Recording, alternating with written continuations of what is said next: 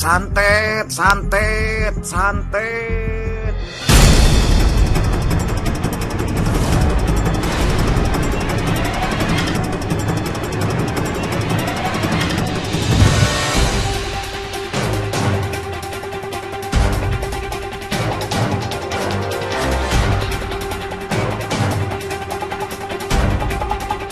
Kesunyian malam di kawasan Curug Bojong Sari, Depok, Jawa Barat, tanggal 14 Juni 2020 berubah menjadi kegaduhan di media sosial.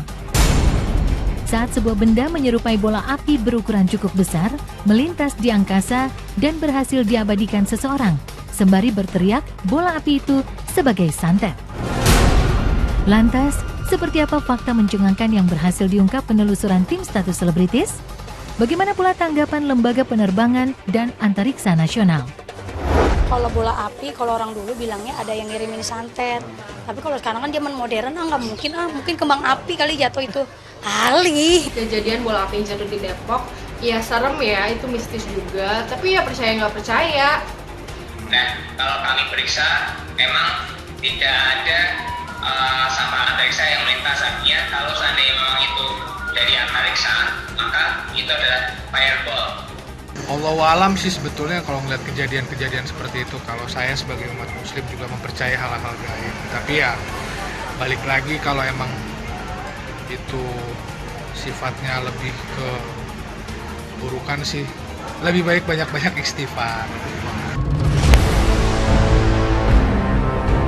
Rekaman video bola api di Curug viral dan membetot perhatian banyak pihak, termasuk dari kalangan selebriti, hingga memicu pro dan kontra. Tak sedikit yang mengaitkan benda misterius yang melintas di langit Depok sebagai perwujudan praktik ilmu hitam, sejenis pelet atau bahkan santet. Menurut aku itu adalah tindakan yang jangan kalian tiru, itu kurang bermoral. Aku percaya yang namanya mistis kayak gitu, percaya. Jadi kalau saya mandang suatu bola api yang melintas di atas dengan warna merah, santet, pelet, pengiriman teluh atau berbagai hal yang berbau negatif. Di tengah kegaduhan yang dipicu viralnya video yang merekam benda langit menyerupai bola api, tim status selebritis bergerak ke tempat yang diyakini dilintasi oleh benda yang dianggap sebagai santet.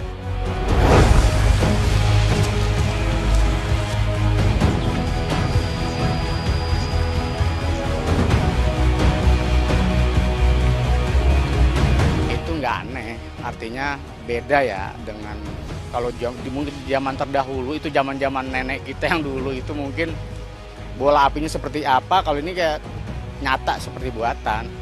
Kalau rekayasa sih enggak kok, soalnya karena di sini tuh emang bener banyak yang lihat secara langsung. Bener-bener secara langsung. Lagi pula juga setelah dibuka di YouTube itu kan jelas bahwa ada sebuah alat yang bisa ditembakin ke udara yang kemudian bisa memancarkan cahaya merah begitu.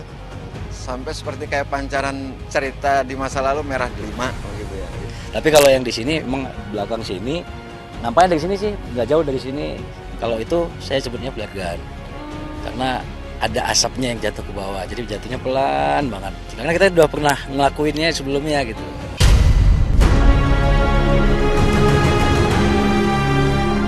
Benda misterius yang terbang rendah di atas pemukiman warga ternyata bukan hal aneh di kalangan selebriti.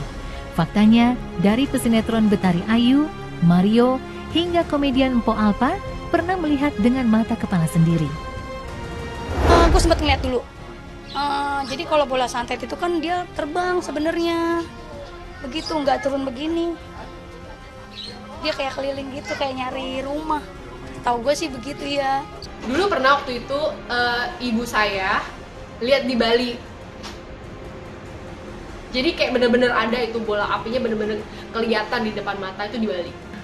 Sekali sih sebetulnya kayak ngelihat bola gitu, ya kayak di film-film gitu loh.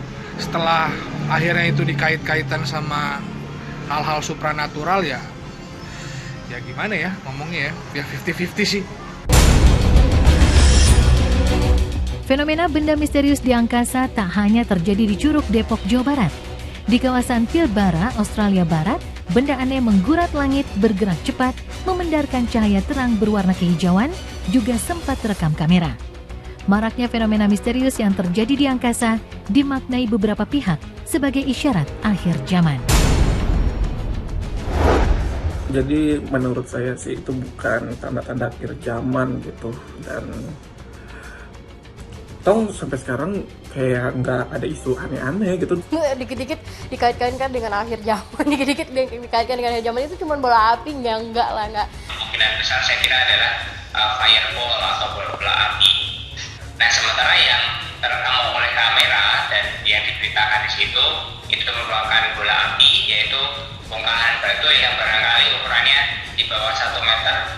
Itu bisa jadi pecahan asteroid, pecahan komet yang masuk ke atmosfer dan terbakar. Hikmahnya adalah lebih jaga diri kita sendiri, selalu berdoa sama Allah agar dilindungi dari hal-hal yang buruk dan jahat.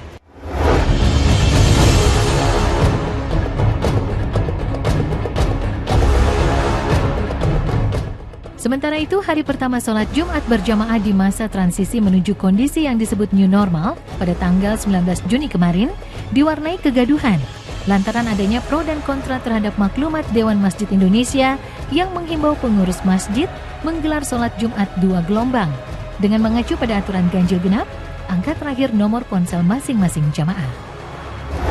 Hah? Kayak kendaraan dong? Ganjil genap gimana ceritanya maksudnya? Sebenarnya bukan di nomor ganjil genapnya itu, tapi yang terpenting adalah bagaimana perintah sholat Jumat ini, karena orang sudah merasa ini kalau sudah lama nggak Jumatan ya, ini terlaksana dengan cara aman, dengan cara yang sehat juga. Dan ini saya kira memang memerlukan kreativitas. Nah, ini kan menjadi lucu, sebab manajemen masjid itu tidak seperti manajemen di tempat lain. Siapa yang paling pertama datang, dia yang di sab terdepan. Mau dia gubernur, mau dia bupati, mau dia presiden, mau dia menteri, kalau dia terlambat datang, dia di belakang. Dan menurut saya ya, kalau memang itu tidak bertentangan dengan syariat Nabi ya nggak apa-apa ya. Dan hal ini kan masyhur ulama mengatakan tidak menyanjurkan, tapi juga tidak menyalahkan. Ya saya bilang, saya nggak masalah kalau memang itu masjidnya membludak. Mau bilang apa lagi, silakan kita menjaga keamanan ya.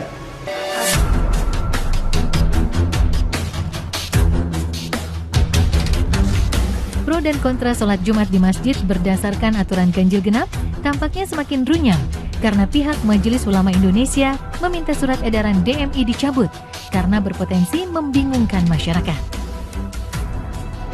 Nah, oleh karena itu edaran PP Pimpinan Pusat Dewan Masjid Indonesia saya kira perlu dicabut dan perlu ditarik, karena itu bisa merepotkan takmir masjid, bisa merepotkan marbot yang ada di masjid. Kalau kebetulan yang menghadiri salat Jumat itu memiliki 2 handphone, 3 handphone, yang kebetulan nomor handphonenya ada yang ganjil, ada yang genap. Yang berbeda itu adalah karena persepsi dari para orang yang memiliki reaksi ini belum membaca sepenuhnya apa yang difatwakan oleh MUI, tapi sudah melihat saja apa yang sepertinya aneh dari DMI, padahal DMI itu tidak ingin mengatur tapi ingin menyelamatkan manusia, itu yang terpenting. Kalau saya sebagai orang awam menyikapi hal ini, ketika surat edaran ini diadakan sholat ganjil genap, saya pribadi tidak relevan untuk diterapkan. Jadi arahan sholat ganjil genap. Nah itu ya mungkin ribet enggak kan tergantung daripada pribadi masing-masing.